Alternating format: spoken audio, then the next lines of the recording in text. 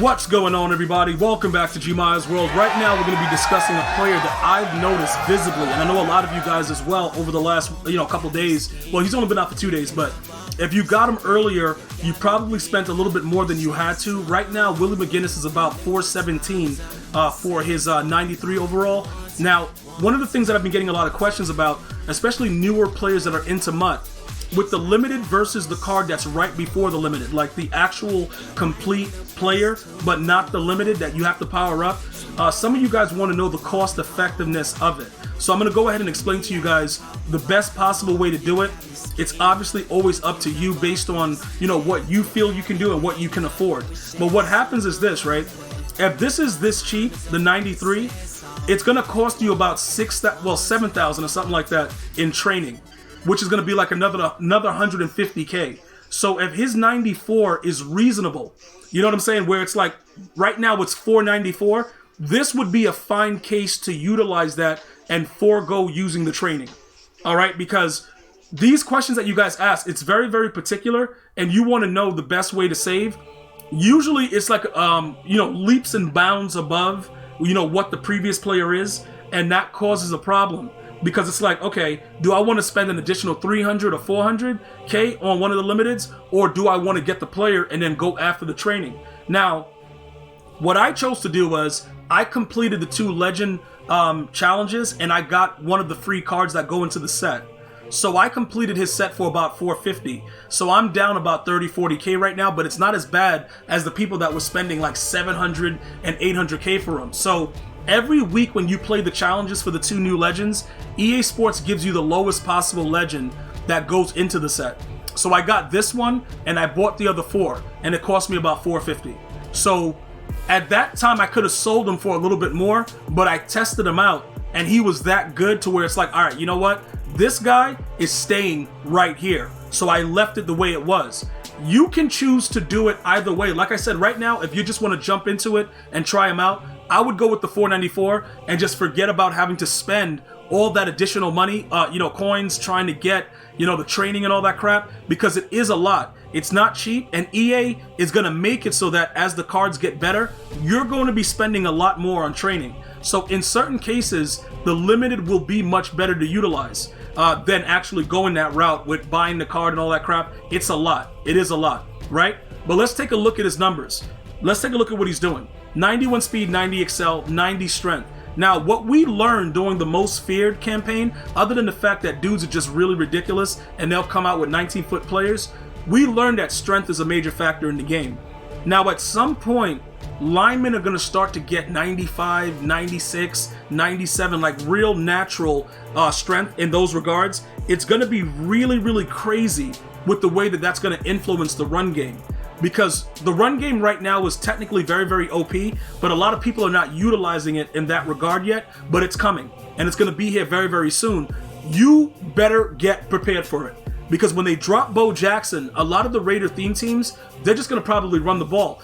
Another thing that's going to happen, probably depending on how his archetype is, because they can't say he couldn't catch, but he's definitely not going to be a receiving back.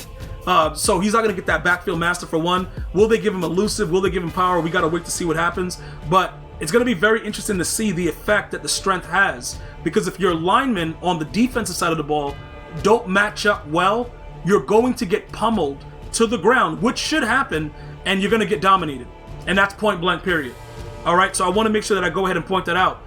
This guy also, he gets the secondary position. Okay, so you can put him wherever you want. He's naturally a right end. You can put him at left end, right outside linebacker. I will tell you this though. If you run a defense where you're using outside rushers like, ends, left end, right end, stuff like that, I would say he's one of the better ones, because I could actually put him on the outside and let my, my 4-3 defense scream, or my 3-4 odd scream. So he's a very, very good versatile player right now, where you can get away with utilizing a lot of different avenues of making it work.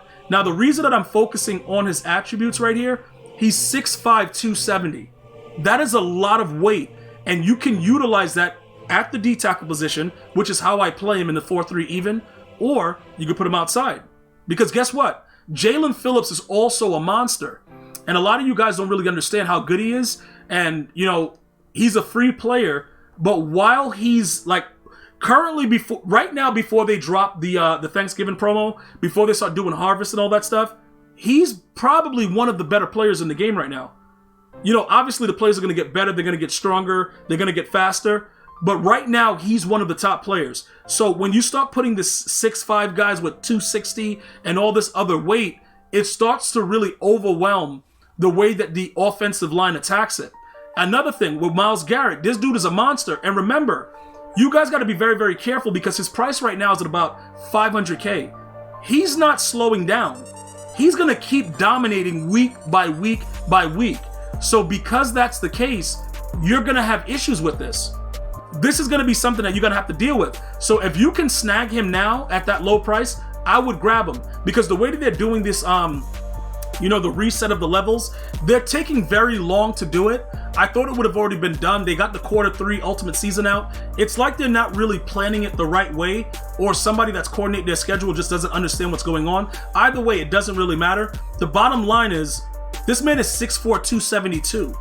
So he's causing havoc because he's fast enough, he weighs enough, and he's big enough with all the top three: block, shed, power move, and finesse move. So 2 of my D tackles, all right, Myles Garrett, Willie McGinnis, you're looking at that kind of weight. Now we add an Aaron Donald, and it just starts to get even more disgusting because in the 4-3 even, you're filling up that whole D line with these players. The only thing with him is he's 6'1", but that 280, and again, block shed, power move, finesse move, no matter what contact he makes, he's going to be making a type of move to get to the quarterback. And you can see the influence he has on the field when he's in there together. So he's the third guy. And then the final guy is Warren Sapp. Now, Warren Sapp honestly is the weakest link, but he's a run stopper, so he gets inside stuff for 1. So it's like, all right, cool, we're going to rock with him. You know, we're getting it for 1 AP. It makes sense to utilize it. And that's the only reason. Other than that, he is 303, 6'2". He's a big boy. Finesse move is right under the 90, so EA won't really let him get grizzly every single time. But those are the core players in the 4-3 even, and you can still utilize many of them in the 3-4 odd. If you get a guy that's running the ball too much, I switch over to 3-4 odd and just have a field day. Because the way that it's set up, you know, they naturally shed and come in to help you with the run game. So looking overall at what's going on, Willie McGinnis is a very, very huge addition right now. Once we get somebody else that meets the criteria, which will probably be like a Michael Strahan if he gets a new card soon. But, you know, the problem with Strahan is he's 255. And what I'm noticing, I'm seeing a difference with like Willie McGinnis and, you know what I'm saying? Like the way he plays, these guys with the heavier, faster guys, they just do whatever they want. You know what I'm saying? So like Myles Garrett with that heavy weight and the way that he moves, and he's going to keep getting +1s, I think you would be better suited to go ahead and take a look at it. So that's what I've been seeing defensively with my team right now. Other than that, I'm going to go ahead and show you guys right now so you guys can see it, that he is actively, the last time I checked Myles Garrett, he was about, 500K. So I would probably look into investing in that if it's something that you haven't already done.